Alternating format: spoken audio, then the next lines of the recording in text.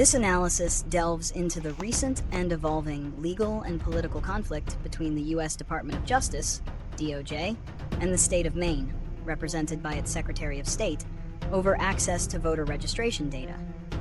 The dispute, which has escalated into a federal lawsuit, is a microcosm of a larger national debate concerning federal and state authority, voter privacy, and election integrity. The following document provides a detailed breakdown of the issue, its implications, and possible resolutions. Summary of the conflict. The core of the dispute centers on a demand from the DOJ for Maine to provide a complete electronic copy of its statewide voter registration list. This request includes personally identifiable information, PII, such as full names, dates of birth, addresses, driver's license numbers, and voter history.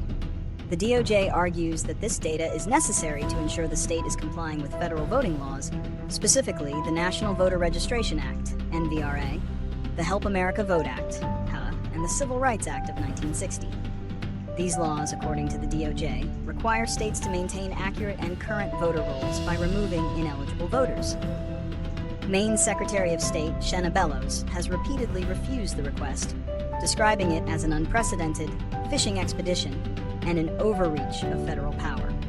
Her office cites state laws that protect the privacy of this sensitive information and argues that the DOJ has not provided a legitimate reason for needing a bulk dump of data on every single voter. The state has also pointed to its strong record of voter turnout and the security of its elections, questioning the true motives behind the federal government's request. Analysis of reasons and consequences.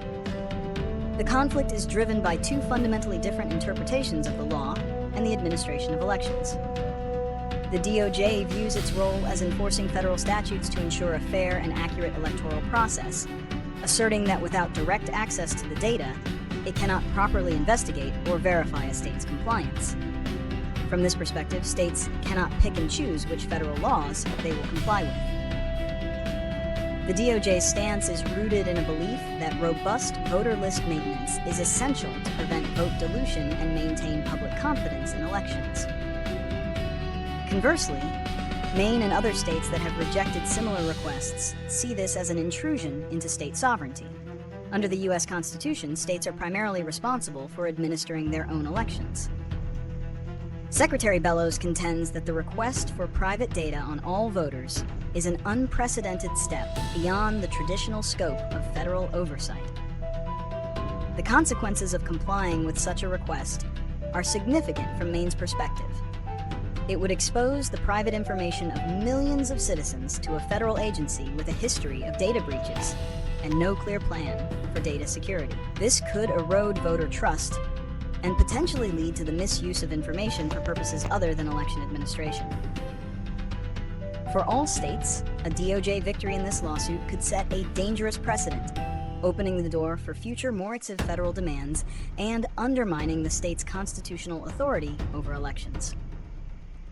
The political dimension of the lawsuit is also a major factor. Critics of the DOJ's action, including Bellows, have noted that the lawsuits have targeted states with Democratic secretaries of state, despite other states with Republican officials also rejecting similar requests. This has fueled claims that the effort is not about election integrity, but rather a politically motivated campaign to intimidate election officials and create a national voter database for partisan purposes. Predictions and solutions. The legal battle is likely to be a prolonged and contentious one. There are several potential outcomes. A federal court could side with the DOJ, issuing an order compelling Maine to turn over the data. This would be a significant victory for federal authority and could lead to a domino effect of compliance from other states. Alternatively, the court could rule in favor of Maine, upholding the state's right to protect its citizens' privacy and affirming the constitutional balance of power in election administration. It is also possible that a political compromise could be reached before a final ruling, with the DOJ modifying its request to a more limited, publicly available dataset. Moving forward, several solutions could help prevent similar conflicts in the future.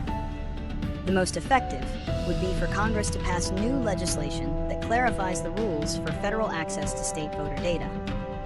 This new law could establish a clear, standardized framework for data sharing that respects both federal oversight needs and voter privacy concerns. Another solution involves technology. States could implement systems that allow for data verification without the direct transfer of sensitive PII.